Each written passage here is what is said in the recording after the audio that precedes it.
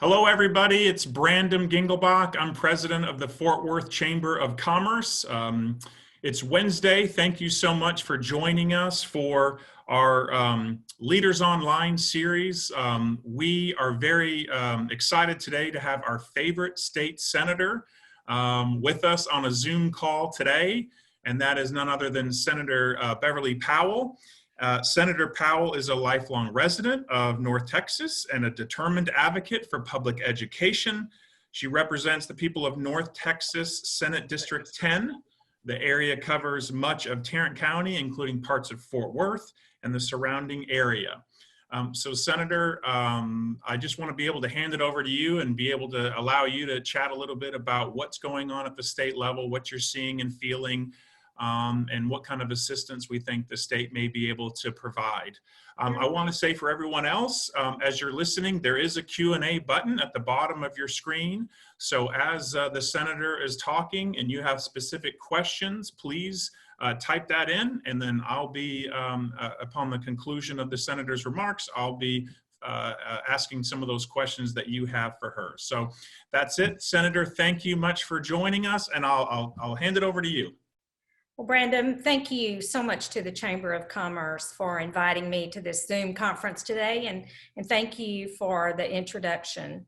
I think it's certainly true for all of us that this pandemic has opened our eyes both to our local issues, our statewide issues, and certainly to the national issues that are affecting all of our country. So many of us have jobs that we can do from home, and right here, like in my own kitchen today.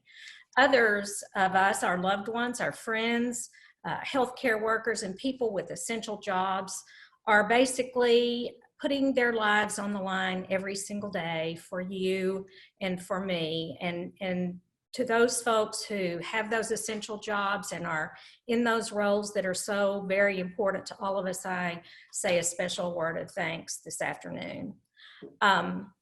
Certainly what we see are companies all across Tarrant County and across the state of Texas who are transitioning their businesses, who are retooling to be able to produce the personal protection equipment that our healthcare workers and our first responders need. We see two of those companies right here in Tarrant County, and probably so many more. Dickey's has retooled their operations to produce PPE, and a company in, I believe it's North Richland Hills, has ramped up a 24-hour production cycle to be able to produce the masks and other things that we desperately need. I'm very grateful to our restaurants for being able to reconfigure what they do to serve our meals curbside and with delivery services that allow so many of us to continue to enjoy eating out, even though now we're doing it in our own cars, or we're bringing that food home to our own kitchens. And certainly our school districts are doing a wonderful job of bringing their classroom instruction online and giving our students enrichment activities that they can do from home.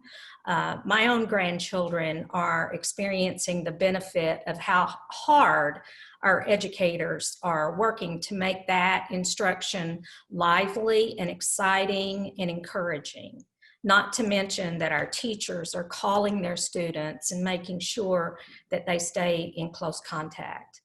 And I say all that to say that what we're seeing across the state of Texas, what we're seeing right here in Fort Worth and in Tarrant County, are that our folks are learning new things, they're adapting, and they're reinventing nearly every aspect of life. And all of that is in response to a very historic threat to our life as we know it today. Certainly, this crisis will come to an end, but I don't believe that our need to reinvent ourselves and to reinvent our economy will end. Out of every crisis, I think our nation, and indeed, certainly the state of Texas, comes out of those crises always ready to move forward. and we move forward stronger than we were when we went in. And this time, it won't be any different.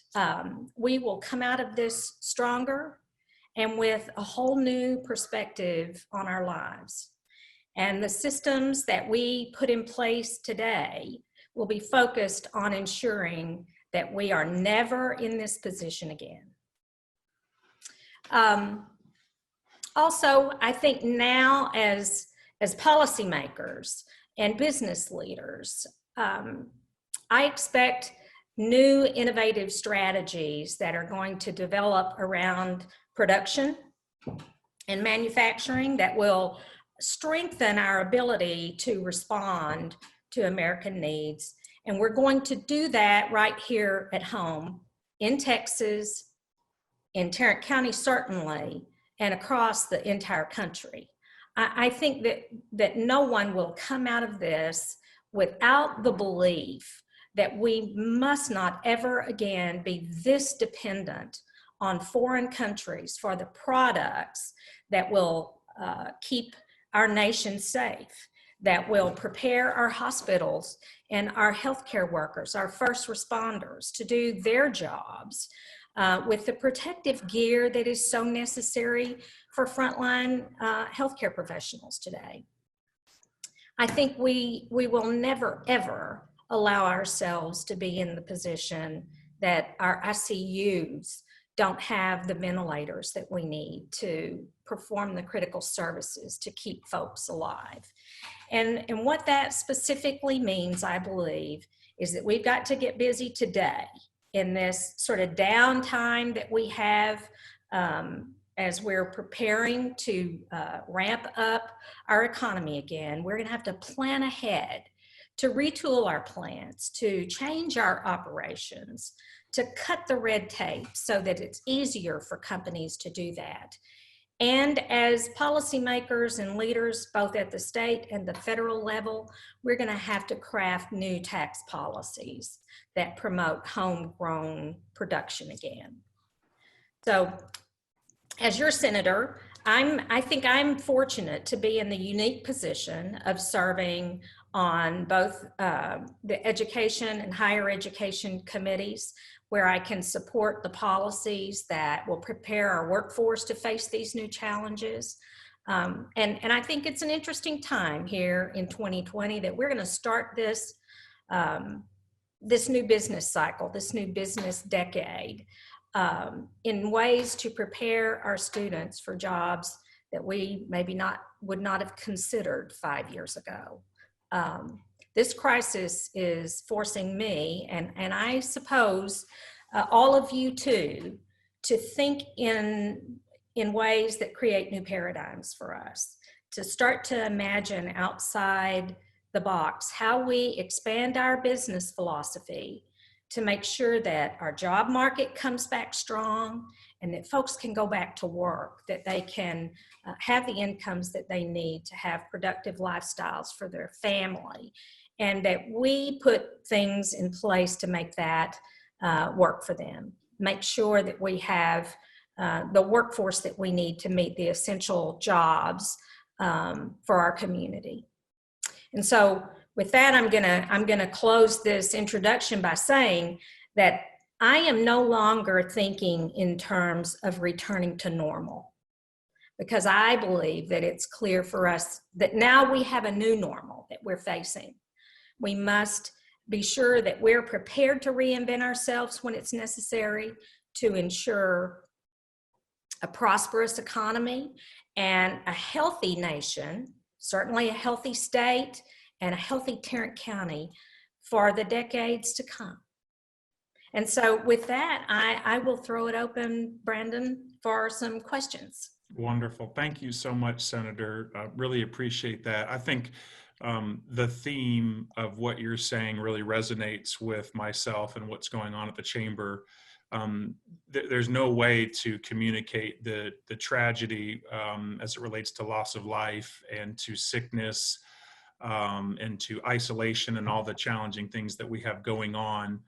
But what you've spoken to is a little bit of the silver lining that I think we're all experiencing through this, and that is that we do come together in times like this, and Texans and us in Tarrant County and Fort Worth do come together, and the creativity and innovation that is inspired through this is something that we can take with us moving forward, and gives us a little bit of glimmer of a smile in the midst of some challenging times. So thank you for those great words.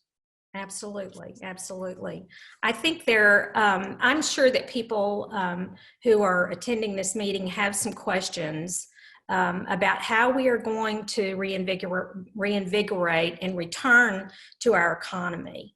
And so I have sort of prepared some thoughts about that. If you'd like for me to go ahead and talk a little bit about reinvigorating the economy. Yeah, that was going to be my first question. So we've talked about really some of the opportunities that we see moving forward for the state and how things are going to be different. And I know there's been some announcements made at the state level. There was an announcement, I believe, yesterday about the money that's going to be made available in a partnership that the state of Texas has for the PPP program.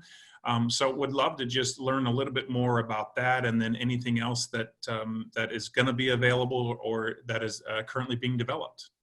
Well, I think as we see the fruits of the CARE Act roll out, and we are seeing that now as we speak, certainly the SBA loans are going to be a great asset for organizations in our county to be able to access the funding that they need to both keep their companies afloat, keep their employees employed, and at the same time be able to hold on until the economy starts again. That's largely going to revolve around those SBA loans. And it's been interesting for me to watch. Most of the folks at the Fort Worth Chamber know that I'm married to Charlie Powell, who's one of our local bankers here in Fort Worth. And I've watched that man work as hard as I've ever known him to work in the last 20 plus years, as he works on making sure that he learns a new paradigm for how we do SBA loans, and that he gets as many people, as much help as he possibly can. And he's not alone in that endeavor. Bankers all over Fort Worth are helping clients to access those funds, which a great portion of those loan funds are going to be forgiven. The portion of it that is used to keep employees on their payroll and keep their staff afloat, those amounts will be forgiven in the next probably 60 to 90 days. So that's a fabulous tool for people to access. One of the things that I'm seeing is that our cities are being particularly innovative in their approach to making sure that they keep their current businesses propped up. We have one city in Senate District 10 who is offering a $35 gift card to every household in their city to make sure that they spend that money at home, keep businesses and restaurants afloat, and spur the economy that way. And then I have another city in District 10 who opened a grant program this morning to use 4A sales tax revenues to provide $5,000 grants for companies that exist in their region, just to be sure that they can keep their staffs employed, that they can keep their doors open as we get to the other side of this pandemic. Weeks ago, our office sent a request to the governor to expand the uses for those 4A and 4B sales tax revenues so that cities could have some latitude within their own governments to be able to use those funds in ways that will help small business stay afloat. Just last evening, I signed a bipartisan, unanimous request from the Senate to the governor to consider reopening our surgical centers and hospitals for day surgery, so that that we can ensure the viability, the financial viability of our healthcare institutions moving forward. So many of our healthcare institutions are operating at about 50% capacity right now. And for day surgeries and elective procedures that move people in and out in a day, that shouldn't tax the system for PPE and for necessary resources too much and it will put a lot of people back to work, and it will help those institutions with their own financial viability. Beyond that, what I am seeing now, and I'm heartened by it, our lieutenant governor and our governor have also put together their own advisory task forces to get ready to reopen our economies. And when I say that, I want to be kind of careful about that, because I think a number of things have to happen before we're really ready to jump back in wholeheartedly. I'm always disheartened at the fact that we are not testing enough patients for the coronavirus. And until we ramp up our testing capacity and are able to do contact tracing, we will not be ready for a full-throated approach to reinvigorating our economy. Those two things have to happen sooner rather than later in order for us to be able to find our new normal and get back to work in the state of Texas. When we can do that, and I think we are on the cusp of figuring out how we bring in private partners, our Quest Labs, LabCorp, our hospital laboratories to ramp up the testing capacity. And then we really have to get our communication networks fully up and running in order to know how to do that tracing, to make sure that we can isolate infected people, and that at the same time we can identify those people who may have been exposed to the virus and isolate them as well, so that we get healthy folks back into the workforce. I think those are the first things that have to happen in order for us to truly get back into society. Well, thank you so much. Yeah, a couple of things I wanted to share with our viewers. When the senator talks about sales tax and 4A and 4B, there are communities in the state of Texas that have the ability to use sales tax dollars specifically for economic development purposes. A lot of these communities will leverage those dollars to be able to use that to help existing businesses grow, be able to help recruit new business, those types of things. And so what the senator's talking about is being able to leverage those sales tax dollars, not just for economic development, but including COVID recovery as part of that economic development, which is certainly is, I think, along the spirit of what 4A and 4B stand for. Now, Fort Worth is not in that position. Unfortunately, we do not have a 4A and 4B sales tax. Our sales tax dollars goes to the Crime Control Prevention District, as well as public transit as well. The other thing that is really key that you mentioned is just this opening up of the economy.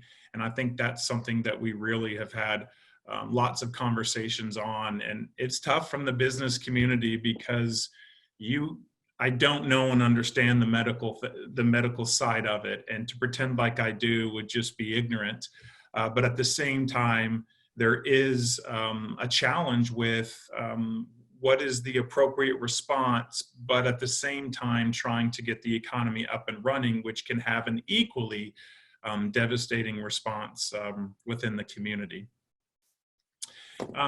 One of the things that I'm hearing and catching wind of is money that would be coming from the federal government to the states for the states to be able to distribute locally, whether it's through counties or through municipalities.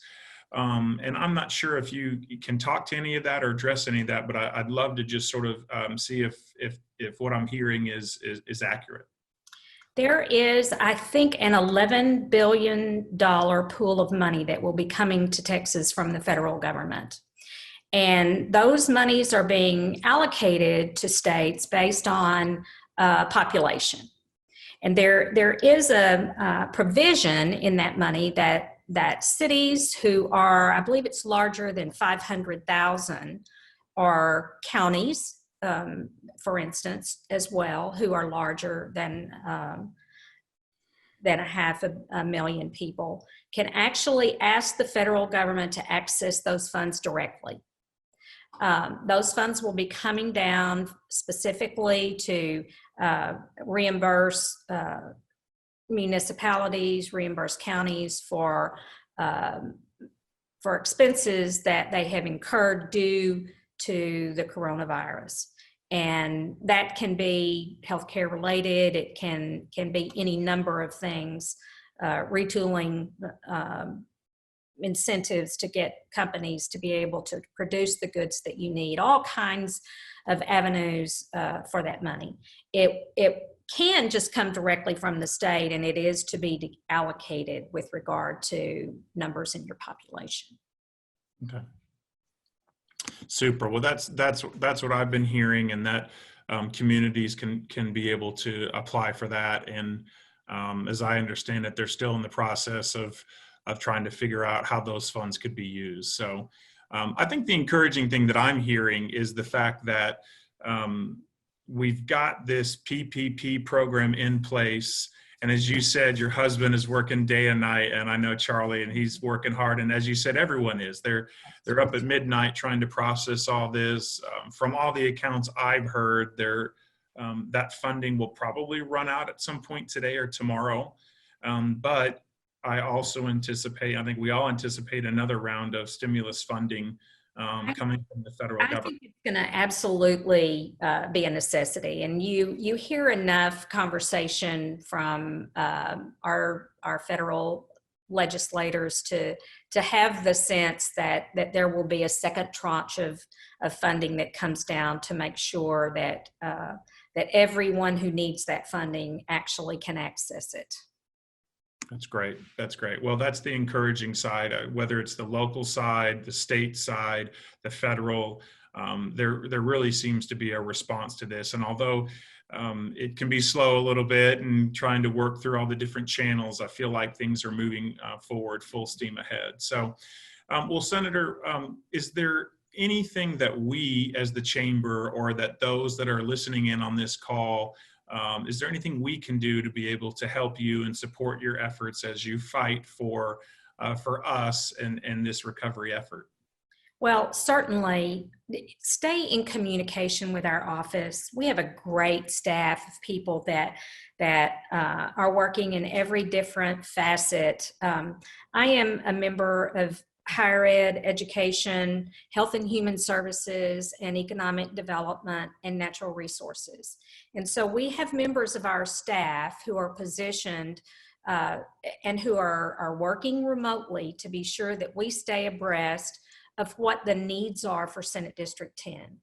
If you have a specific understanding of what some of our needs may be as we start to find our way out of this crisis, if you will please let us know. We'll go to work and do everything that we can to help the folks in Senate District 10 and make sure that the legislation that we bring back to the state of Texas in January is exactly what Tarrant County needs to thrive. And that only happens with a lot of collaboration, with a clear understanding of what's working and what's not working.